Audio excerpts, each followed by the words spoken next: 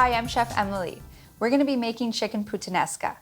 Alla puttanesca is a sauce originating from Italy that is classically served on pasta. This is a tomato-based sauce that typically includes onions, garlic, olives, capers, and sometimes anchovies. We've paired them with chicken thighs to create a weekday hearty meal. I love this recipe because it's a one-pan meal, it's quick, and I love anything with olives and capers.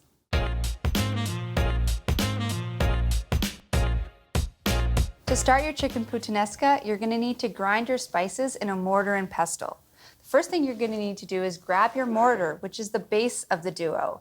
Place your fennel seeds, your peppercorns, and your chili flakes into the base. With your pestle, you're going to start to grind those spices until you achieve a medium grind. This is going to release all of the flavors of the fennel seed, peppercorn, and chili flakes.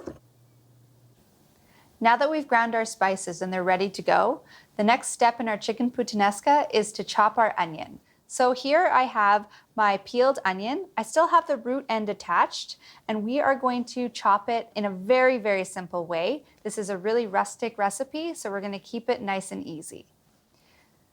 First thing that we'd like to do is to have a really nice firm grip on our knife and round our fingertips with our non-dominant hand in order to be as safe as possible when we're using the knife. We're going to lay our onion root side facing away from us, and we are going to start slicing our onion into strips, but not going completely through our onion, so that the root end is keeping everything nicely attached. And turn it horizontally. I'm going to start to slice down through the onion, getting nice medium-sized dices. Next step is to chop our parsley. In this recipe, we're using flat leaf or Italian parsley. Flat leaf or Italian parsley is a great herb to accompany a whole bunch of different dishes without overwhelming the flavor. It's extremely versatile. One of the most important tools in the kitchen is a sharp knife, and it's very apparent when you're chopping herbs. To chop parsley, we're going to roughly chop it, and the first thing you want to do is start to bunch it as tightly as possible with both of your hands, trying to create a little ball. Making sure that your fingers are safely out of the way, you're going to take your knife and rock back and forth to create a rough chop. You want to use the whole entire knife, making sure that you're gliding rather than using your knife as an axe. For a rustic style dish like chicken puttanesca, this is perfect.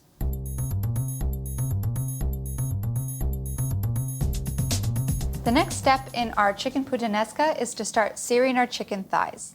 We have a preheated cast iron pan here, and to that I'm going to add a little bit of olive oil, just so that the chicken thighs don't stick. We're going to start off skin side down, making sure that the chicken skin is nice and flat, and continue on with all of our 8 chicken thighs. Once the chicken thighs are in the pan skin side down, let them be so that the chicken skin gets nice and brown. At around the 5-minute mark, you want to check to see if your chicken skin is nice and golden brown. If it is, reserve it on the plate so that we can continue with the recipe. So now that we have our chicken thighs seared, you can see in the pan that there's a little bit of that chicken fat rendered. This is going to help flavor the whole entire sauce. So to that, I'm going to add a little bit of olive oil, just so we have enough fat to sweat down our onions. We're also going to add our garlic. Now, the difference between sweating your onions and sauteing your onions or browning your onions is that when you sweat down your onions, you want to go at a lower temperature so that your onions don't brown, but they release a lot of their natural sweetness and they become nice and soft and translucent. Especially when it comes to your garlic, you don't want your garlic to get too brown or else it'll get a little bitter. Now that our onions are nice and translucent, we're going to start to season the base of our sauce. We're going to add our spice mixture. We're also going to season it with some salt, and we're going to add a bay leaf as well. Mixing that up. To that, we are going to deglaze our pan with some white wine. You want to choose a white wine that you would have a glass of, but you don't need to break the bank. We'll cook the white wine out for 1 to 2 minutes or until it's reduced by half. This will concentrate the flavor. Once the white wine has reduced, it's time to add our olives, our roughly chopped parsley, as well as our capers.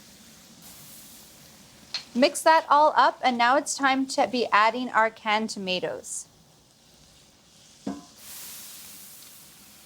Bring this sauce up to a boil and cook it for 5 minutes before adding our chicken thighs. Our sauce has been boiling for 5 minutes. We're going to add our chicken thighs, skin side up, so the skin stays nice and crispy while it's baking. We have our oven preheated to 400 degrees, and we are just going to place this cast iron skillet right in the oven until our chicken is nice and cooked through, about half an hour.